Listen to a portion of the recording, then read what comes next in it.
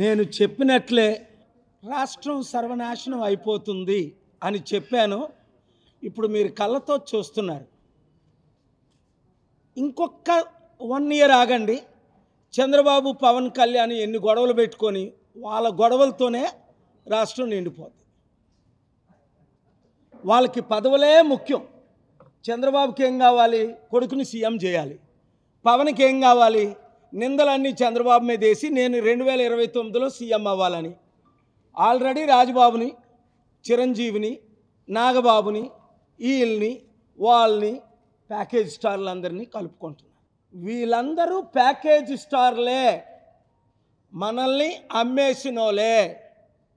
ఇప్పుడు చూడండి, first point, Narendra Modi మన విశాఖపట్నం వచ్చారు. నేను ఢిల్లీలో ఉన్నాను, రాలేకపోయాను.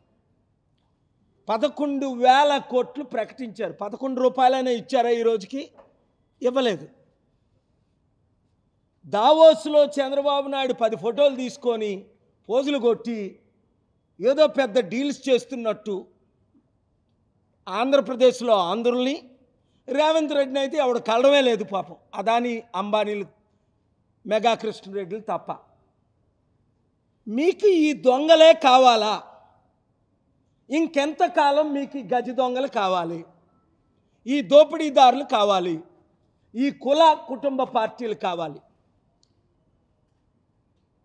I am asking straight question to the Prime Minister Narendra Modi that Chandrababu Naidu, Pavan Kalyan and others don't ask. Number 1, why are you not selling steel plant? Because Dr. K.A. Paul brought 5 orders from March 12th, in Code 6, April 6th, September 25th, July 18th, and November 28th not to sell steel plant. That means Modi ji cannot sell steel plant to Adani or Mittal or Jindal. Chandrababu, Pavan Kalyan package stores cannot sell steel plant because Dr. K.A. Paul argued party in person for the last 4 years. And last year alone, 5 court orders, stay orders, I brought not to sell. These stupid idiot politicians, package stars, who are nothing but slaves of Modi and BJP, taking credit. And these useless idiots, some of the steel plant leaders, posing and taking pictures. Steel plant cannot be sold because K.A. Paul brought 5 Andhra Pradesh High Court written orders that they cannot sell. And thank God for the Honorable High Court of Andhra Pradesh. Number 2, where is the 11,000 crore? Modi ji, अरे तुम किसको चुतिया बना रहा है? चंद्रबाबू बोल रहा, honourable prime minister, honourable prime minister. अरे steel plant लूटने वाला ऑनरेबल प्राइम मिनिस्टर कैसा होगा? स्टील प्लांट बेचने वाला ऑनरेबल सीएम कैसा होगा? ये Pawan Kalyan power star, package star has zero credibility. Number 2, why you are not granting the money we gave from steel plant? 55,000 crore we gave. Modi ji, question 2, you return our money. Number 3, Adani bought Gangavaram port, I will bring stay order. 19,000 acres left, 14,000 acres gone. 8 lakh crore property, $100 billion.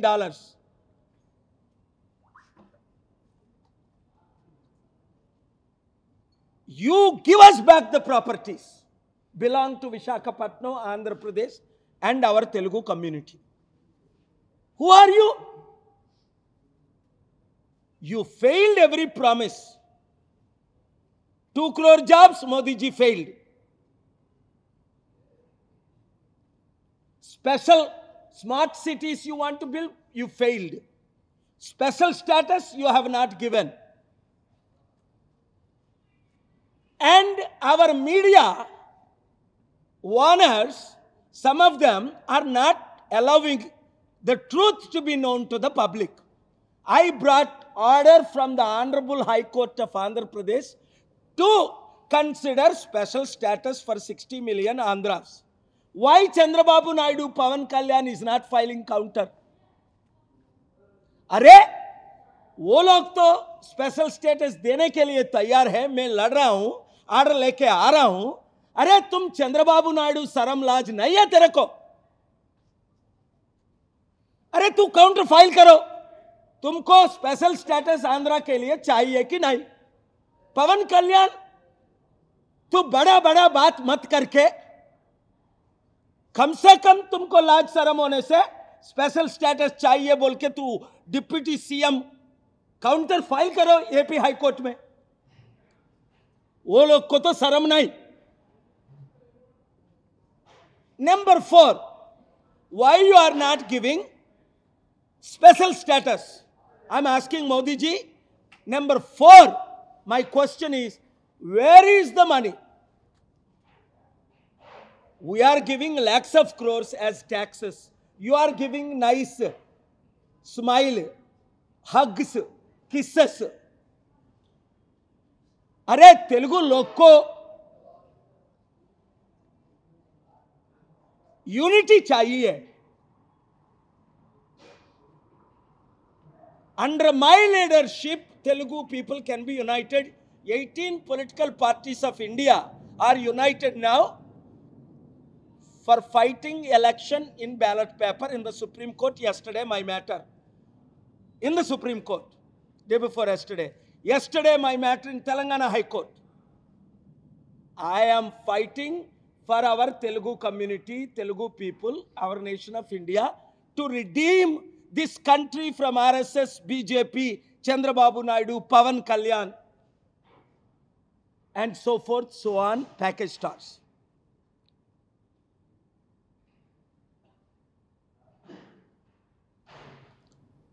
Visakhapatnam steel ప్లాంట్కి 11,000 కోట్లు మోదీ ప్రకటించారు. 11 రూపాయలు ఈ రోజుకి ఇవ్వలేదు. దావోస్లో Chandrababu Naidu, Revanth Reddy fake deals ఎలాగో ఫోటోలు తీసుకొని మెగా కృష్ణారెడ్డికి 15,000 కోట్లు డీల్ ఇచ్చాడు. 80,000 కోట్లు డీల్ చంద్రబాబు నాయుడు ఇస్తుంటే నేను పవన్ కళ్యాణ్, చంద్రబాబు నాయుడు ఇంటి ముందు ధర్నా చేస్తానని లెటర్ రాసి కోర్టులో ఫైల్ చేసి సిబిఐకి ఇచ్చిన తర్వాత ఆ డీల్ పోలవరం ప్రాజెక్టు చేయని వాడికి 1,10,000 కోట్లు కాళేశ్వరం కూలేశ్వరం అని, ఇది కూలేశ్వరం ప్రాజెక్ట్ అని నిన్న కాక మొన్న కోమటిరెడ్డి వెంకటరెడ్డి అంటుంటే మరలా ఆయనకి 15,000 కోట్లు మెగా కృష్ణారెడ్డికి ఈ రేవంత్ రెడ్డి ఎన్ని వేల కోట్లు తీసుకొని ప్యాకేజ్ స్టార్గా డీల్ ఇచ్చాడు.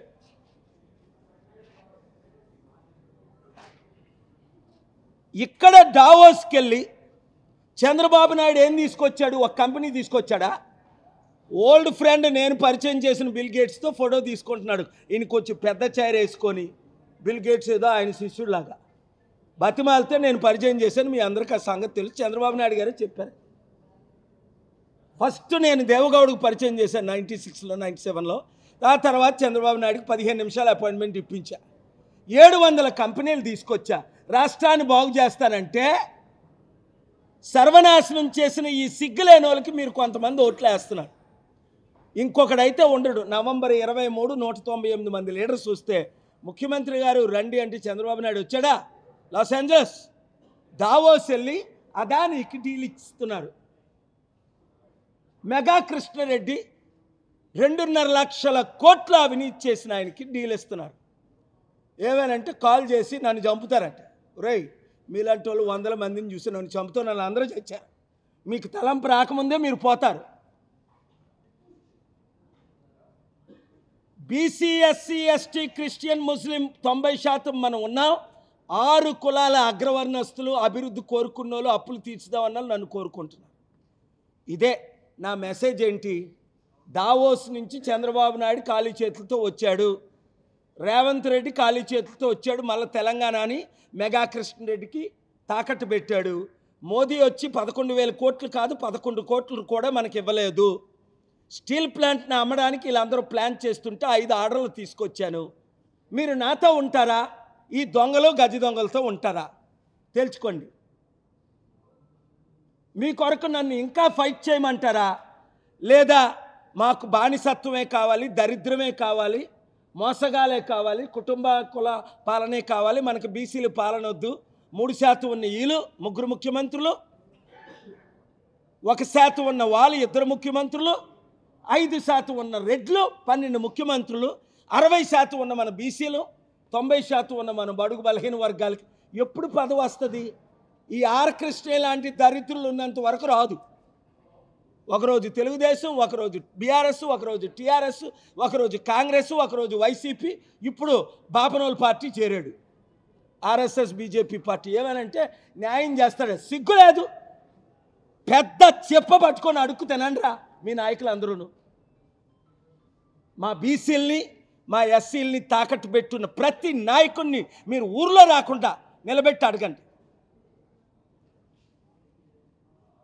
సిగ్గులేని కాపులు చాలామంది ఉన్నారు. చిరంజీవికి సిగ్గులేక కాంగ్రెస్ పార్టీకి ప్యాకేజ్ స్టార్ అయిపోయాడు పవన్ కళ్యాణ్. అప్పుడు మళ్ళీ బయటకు వచ్చి ఇప్పుడు టీడీపీకి బీజేపీ అంటే పదవి కొరకు బీజేపీకి బానిసడు అయిపోయాడు. మళ్ళీ ఇంకా పవన్ కళ్యాణ్ పేరు ఎత్తిన వాళ్ళు సిగ్గులేని వాళ్ళు కొంతమంది ఉన్నారు. అరే రాష్ట్రాన్ని అమ్మేసిన వాళ్ళ పేరు మీరెందుకు? డిప్యూటీ సీఎం తాలూకా అట సిగ్గులేని వాళ్ళు ఆ బోర్డు పెట్టుకుంటారు. సిగ్గున్న ప్రతి ఒక్కరూ ఛీ పవన్ కళ్యాణ్ నీకు బుద్ధి ఉందా, సిగ్గుందా, కేఏ పాల్తో జాయిన్ అవు. పదవి కొరకు మాయావతి కాలు మీద పడ్డావు విశాఖపట్నంలో. పదవి రాలేదని మోదీ కాలు మీద పడుతున్నావు.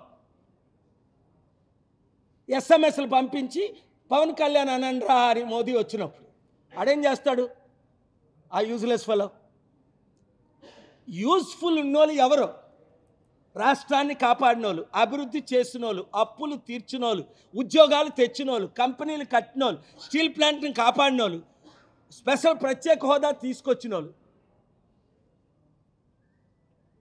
మీ కొరకు నేను ఫైట్ చేస్తున్నాను. మీడియా మిత్రులు మీరు నాకు సంపూర్ణ మద్దతు ఇస్తున్నారు.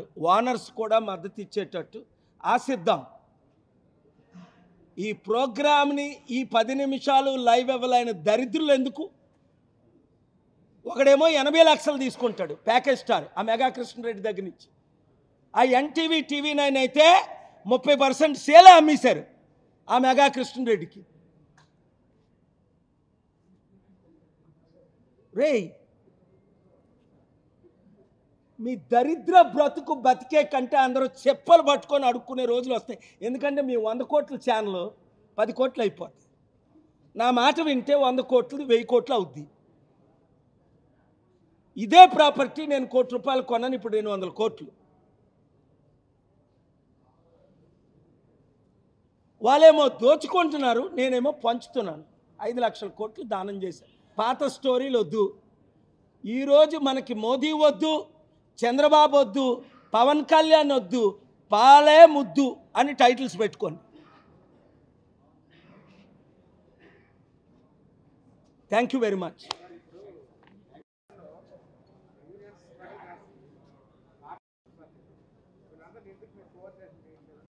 నాయకులందరూ ప్యాకేజ్ స్టార్ లాగా అమ్ముడుపోయారండి.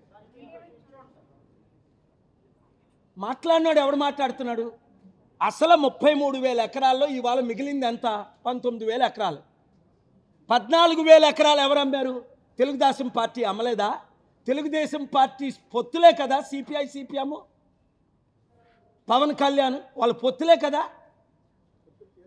ఎవడు చేసుకోలేదు. 2019లో CPI CPM BSP JD Lakshminarayana కలిసి పవన్ కళ్యాణ్తో కలిశారు. సిగ్గున్నోళ్ళు కలుస్తారు. అందుకే గద్దరన్న మాకు సిపిఐ వద్దు, సిపిఎం వద్దు, పాలే ముద్దని ప్రజాశాంతి పార్టీ ఆఫీస్కి వచ్చి 15 సార్లు నన్ను కలిసి ప్రజాశాంతి పార్టీలో చేరాడు. అది అంబేద్కర్ పార్టీ, గద్దరన్న పార్టీ, అమ్ముడుపోని పార్టీ, బడుగు బలహీన వర్గాల పార్టీ, బీసీల ఏకైక పార్టీ, ఈ దొంగలు గజ దొంగలు ఉన్న 7 పార్టీలతో పోరాడుతున్న ఏకైక పార్టీ. ఇప్పుడు షర్మిల ప్యాకేజ్ స్టార్ కాదా?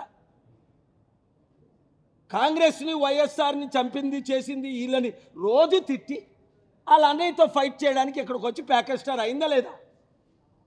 పవన్ కళ్యాణ్ ప్యాకేజ్ స్టార్ కాదా బీజేపీలో టీడీపీలో కలిసినప్పుడు? చిరంజీవి ప్యాకేజ్ స్టార్ కాదా కాంగ్రెస్లో కలిసినప్పుడు? కాపులందరూ చిరంజీవిని పవన్ కళ్యాణ్ వెలివేయాలా వద్దా? అరే కేఏ పాల్ కాపు ఉంటుండగా ఒక బీసీ కాపు వీళ్ళందరికీ గుండె గీయడానికి నేను ఉంటుండగా మీరు ఇంకో పార్టీ ఎందుకు? అదే నేను ప్రశ్నిస్తుంది. స్టీల్ ప్లాంట్ని ఆపింది నేను తప్ప ఇంకెవరైనా ఆర్డర్ తీసుకొచ్చారా? ఒక ఆర్డర్ చూపించమనండి. తెలుగుదేశం పార్టీ స్టీల్ ప్లాంట్ ప్రాపర్టీలు అమ్మిందా లేదా? వైసీపీ అమ్మిందా లేదా?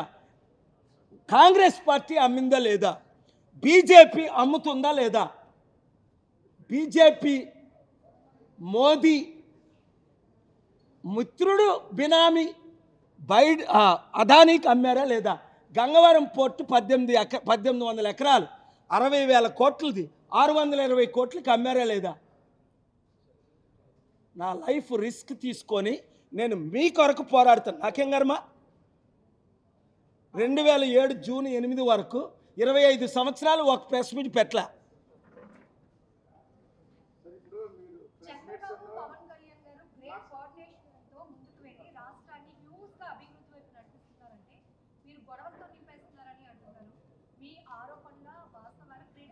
అమ్మా 2+2 4. చంద్రబాబు నాయుడు పవన్ కళ్యాణ్ ఇప్పుడు ముఖ్యమంత్రి 8 నెలలు అయింది. 1,20,000 కోట్ల అప్పు అంటే నెలకి 15,000 కోట్ల రూపాయలు అప్పు. రోజుకి 500 కోట్లు అప్పు చేసి ఈ రాష్ట్రాన్ని సర్వనాశనం చేస్తుంది పవన్ కళ్యాణ్. చంద్రబాబు ఒక తొత్తు మోదీకి, పవన్ కళ్యాణ్కి. ఉండవా? మనిషికి ఒకటే ప్రశ్న.